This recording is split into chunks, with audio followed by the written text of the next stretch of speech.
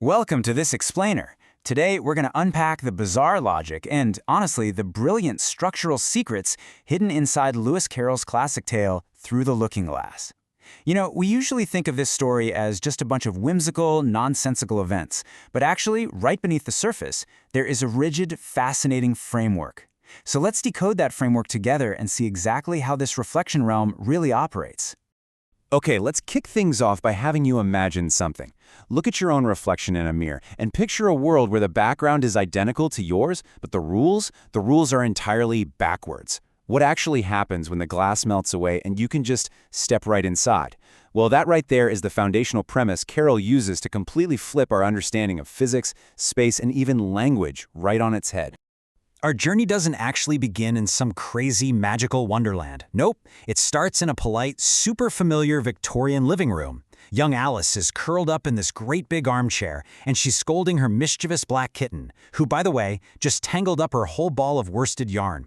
It's a snowy afternoon, and she's just idly wondering what lies on the other side of the drawing room glass. She notices the room in the mirror looks exactly like hers, just reversed. But she is absolutely desperate to know the important stuff, like, do they have a fire in the winter? And what does the passage beyond the door look like? All right, section 1, into the looking glass. Let's look at this very deliberate transition. See, this isn't just a random fantasy sequence. It is a deliberate shift from the logical, orderly real world into a space governed by strict, albeit totally inverted, laws. Alice climbs up onto the chimneypiece, kind of pretending the glass has gone soft like gauze. And no way. To her amazement, she finds that the glass has actually melted away. It turns into this bright, silvery mist just to let her through. So she leaps lightly down into the looking glass room and immediately starts testing her theories. And yes, there is a real fire blazing in the fireplace, just like the one she left behind. But that is pretty much where the similarities end. So the huge takeaway here is that she has officially entered the looking glass house. Everything here operates on reflection logic. Books, they're printed backwards. Alice literally has to hold them up to a mirror just to read poems like the famous Jabberwocky. And even more wild, the laws of spatial movement are totally reversed.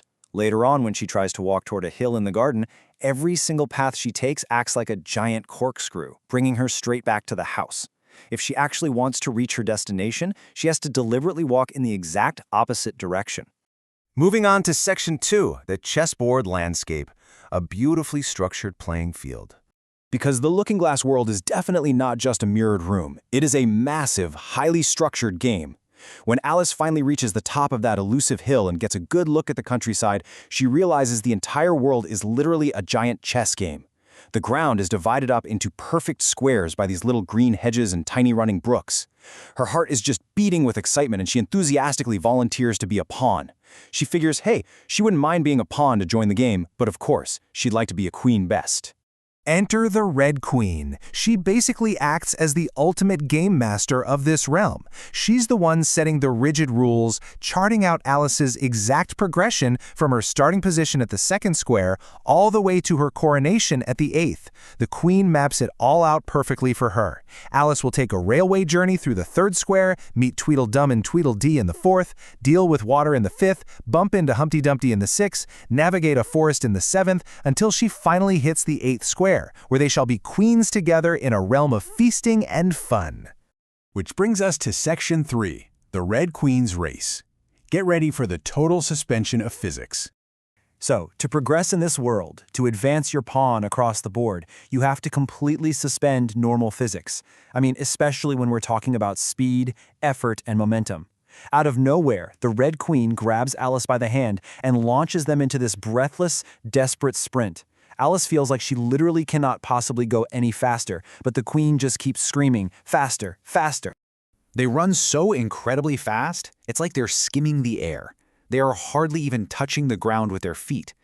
But here is the absolutely bizarre catch. As the wind is whistling in Alice's ears, the trees and the scenery around them, they never budge a single inch. No matter how incredibly fast they run, they never seem to actually pass a single thing.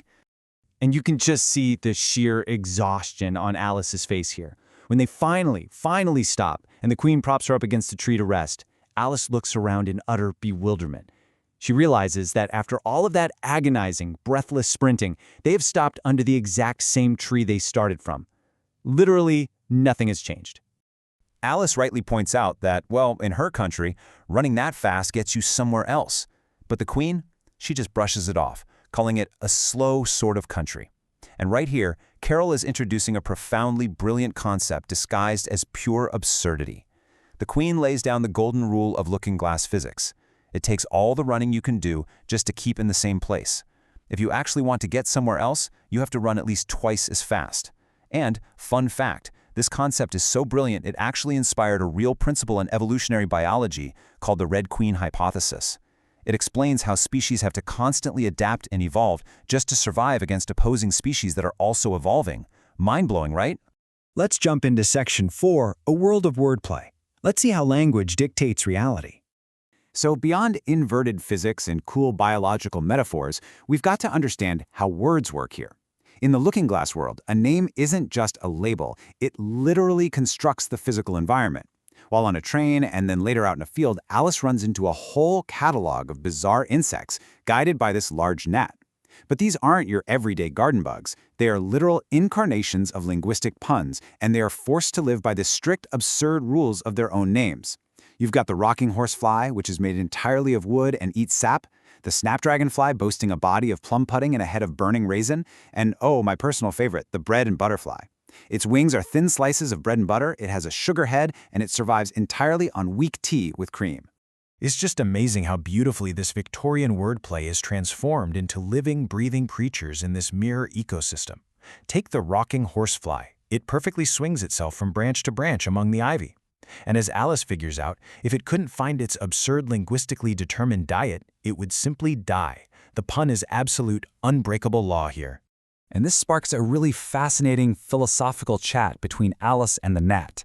Alice admits that the insects back in her world don't actually answer to their names. And the gnat just deadpans, what's the use of their having names if they won't answer to them? Alice reasons that, well, names are useful to the people who give them, not the things themselves. Carroll is brilliantly highlighting the arbitrary and sometimes totally useless nature of language itself, how we desperately use words to try and categorize a completely chaotic world. Which brings us perfectly to our final thought. The gnat mentions how convenient it would be for Alice to lose her name so her governess couldn't call her for lessons. Funny, right? But then Alice actually steps into a dark forest, the wood with no names. And here, her memory of labels vanishes entirely. She can't remember the word for tree or even her own name. She actually wonders if she'll have to go find the creature that took it. So, as we wrap up this explainer, I want to leave you with this. Carroll's looking-glass world strips away the comforting logic of space, of momentum, and finally, of language.